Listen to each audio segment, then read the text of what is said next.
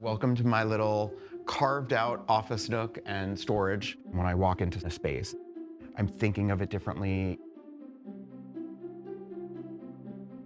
This is the stuff I've been collecting for decades that never had one spot to go in. That's one of my favorites. I love this. Some chattering teeth. The red boot, those were a fun piece. You could bring me into an apartment that, one person should say this should be demolished, and I see something completely different. Jason, you are a home stager in New York City. What do you do?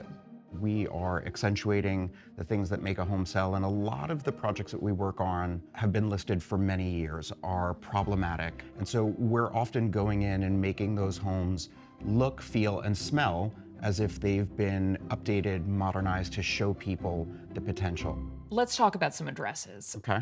This is a duplex apartment in the Park Slope neighborhood of Brooklyn. Usually apartments there rent or sell super quickly, except for this one apartment. So what did you do?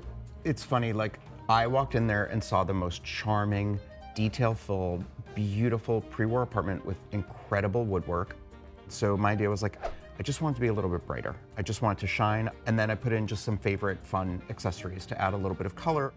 We changed out some lighting, and then it was essentially looking at the floor plan and thinking, how do we make this its best space? How do we make it a little bit more functional? How do we take more contemporary pieces in a traditional environment and make them look as if they're all meant to be there? That apartment that was on the market for 7.5 years was in contract in 3 weeks or less.